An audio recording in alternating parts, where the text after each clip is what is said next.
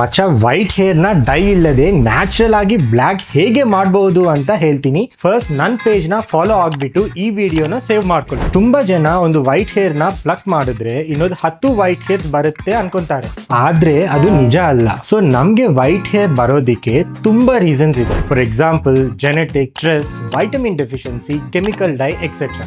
ಈ ರೀಸನ್ಸ್ ಇಂದ ನಮ್ ಹೇರ್ಗೆ ಕಲರ್ ಪ್ರೊವೈಡ್ ಮಾಡೋ ಪಿಗ್ಮೆಂಟ್ ವಿಚ್ ಇಸ್ ಮೆಲನಿನ್ ಅದರ ಪ್ರೊಡಕ್ಷನ್ ಕಮ್ಮಿ ಆಗುತ್ತೆ. ಅವಾಗೆ ನಮ್ ಹೇರ್ ವೈಟ್ ಆಗಿ ಟರ್ನ್ ಆಗುತ್ತೆ. ಫ್ಯೂ ಕಂಡೀಷನ್ಸ್ ಅಲ್ಲಿ ಈ ವೈಟ್ ಹೇರ್ ನ ನಾವು ಮತ್ತೆ ಬ್ರೌನ್ ಆರ್ ಬ್ಲಾಕ್ ಹೇರ್ ಆಗಿ ರಿವರ್ಸ್ ಮಾಡ್ಕೋಬಹುದು. ಹೇಗಂದ್ರೆ ಒಂದ್ ವೇಳೆ ನಿಮ್ ವೈಟ್ ಹೇರ್ ಬರೋದಿಕ್ಕೆ ರೀಸನ್ ಡೆಫಿಷಿಯನ್ಸೀಸ್ ಇಲ್ಲ ಸ್ಪೆಸಿಫಿಕ್ ಕೆಮಿಕಲ್ ಪ್ರಾಡಕ್ಟ್ ಯೂಸ್ ಮಾಡೋದ್ರಿಂದ ಅಂದ್ರೆ ಆ ಪ್ರಾಡಕ್ಟ್ ಯೂಸ್ ಮಾಡೋದನ್ನ ಸ್ಟಾಪ್ ಮಾಡೋದು, ಆರ್ ಆ ಡೆಫಿಷಿಯನ್ಸೀಸ್ ನ ಕರೆಕ್ಟ್ ಮಾಡ್ಕೋದ್ರಿಂದ ನಿಮ್ ವೈಟ್ ಹೇರ್ ಮತ್ತೆ ನಾರ್ಮಲ್ ಕಲರ್ ಗೆ ಬರೋ ಚಾನ್ಸಸ್ ಇದೆ. ಈ ವೈಟಮಿನ್ ಡೆಫಿಷಿಯನ್ಸೀಸ್ ಇಂದ ವೈಟ್ ಹೇರ್ ಬರುತ್ತೆ ಅಂಡ್ ಅದನ್ನ ಹೇಗೆ ಫುಡ್ಸ್ ಇಂದ ಸರಿ ಮಾಡ್ಕೋಬಹುದು ಅಂತ ತಿಳ್ಕೋಬೇಕಂದ್ರೆ comment here and I'll send.